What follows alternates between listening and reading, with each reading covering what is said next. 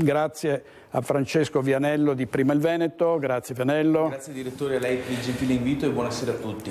Questa tensione che continua ad aumentare, c'è l'attesa del candidato di centrodestra. Salvini ha detto bisogna fare presto, la Meloni ha detto decidete voi, se no decido io. È stata una specie di out-out della Presidente del Consiglio e quindi dovremmo avere il nome del candidato entro pochi giorni, si parla di un altro vertice lunedì. Francesco Vianello. Comunque noi di Prima il Veneto non abbiamo paura di parlare, non abbiamo paura di dire le nostre opinioni e mi aggancio qui all'ultimo argomento che è stato trattato, quello delle prossime elezioni regionali.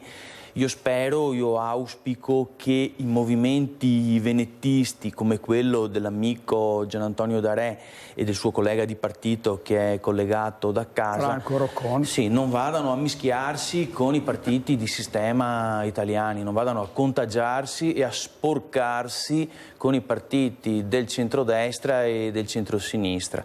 Cioè, se il nostro obiettivo politico è quello di costruire da qui un prossimo anno, i prossimi 5 o 10 anni, certamente sarà un percorso lungo e tortuoso, d'accordo? Non sarà facile, ma se il nostro obiettivo è quello di ricostituire finalmente un unico grande partito rappresentativo dei veneti o solo dei veneti, noi, lo dico noi di Prima il Veneto in primis e mi rivolgo anche a tutti gli altri colleghi patrioti veneti, è quello di restare puliti e di non sporcarsi con la politica italiana, la politica del sistema italiano, che è equamente rappresentata dal marcio dei partiti del centrodestra e del centrosinistra.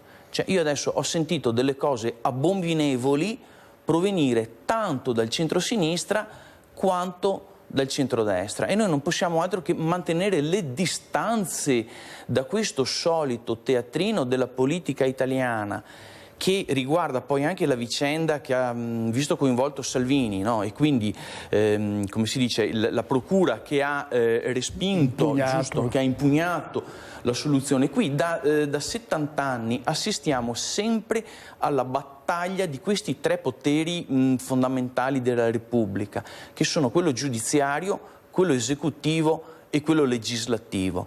E oggi, per l'ennesima volta, questi fatti su questo banco di questo laboratorio delle scienze politiche dimostriamo la nostra tesi che l'Italia è un paese completamente disfunzionale.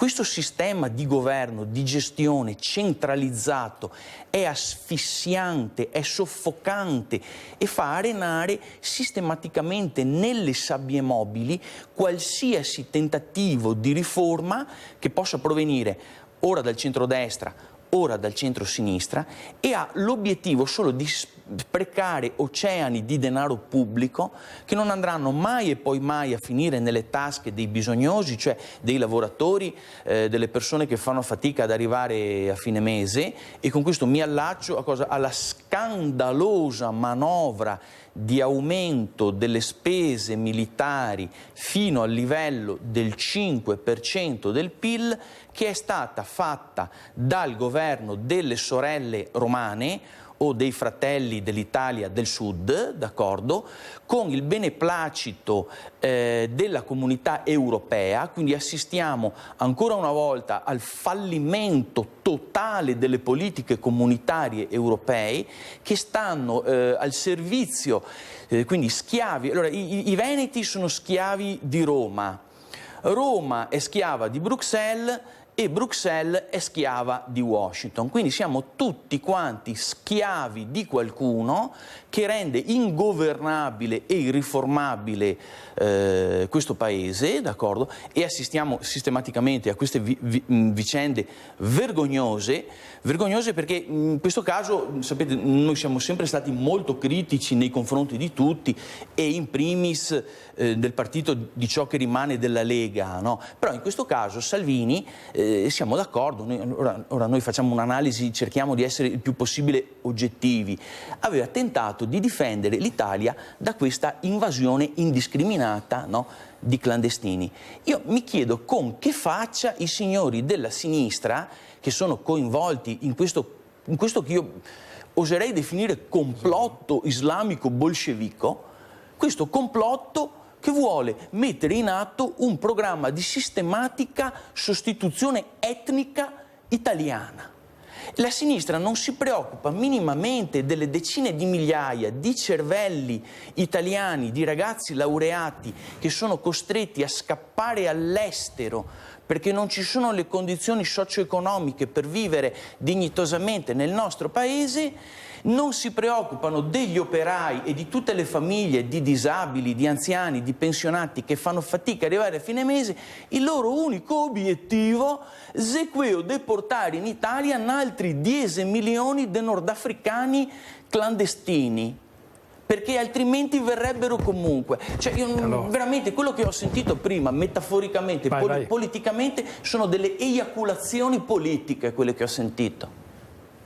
Si riferisce in particolare? Sì, al collega, mi dispiace dirlo con tutto il rispetto naturalmente per la persona, ma io sono qui per criticare le idee politiche del suo partito, perché secondo me quelle idee sono state anche inculcate con un lavaggio del cervello, sono state inculcate nei veneti, d'accordo, da parte delle direzioni generali di questi partiti nazionali italiani che nulla hanno a che vedere con gli interessi della nostra regione, e quindi è stato fatto proprio un lavaggio del cervello, ok? Loro hanno spostato gli obiettivi della loro agenda politica. Allora, mentre una volta la sinistra si occupava di difendere i minatori, gli operai e i contadini, adesso preferisce difendere gli uomini in tacchiaspillo con le giarrettiere, la barba e il reggiseno e gli islamici e i clandestini. Ma guarda che Sedrio farvi degli autogol pazzeschi, secondo me.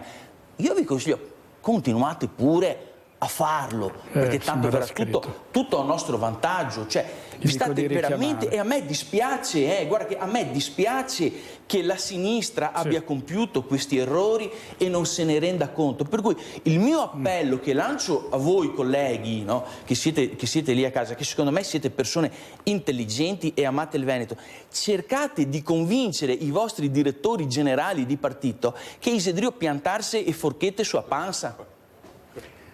Francesco Vianello, prima il Veneto, grazie buon Vianello.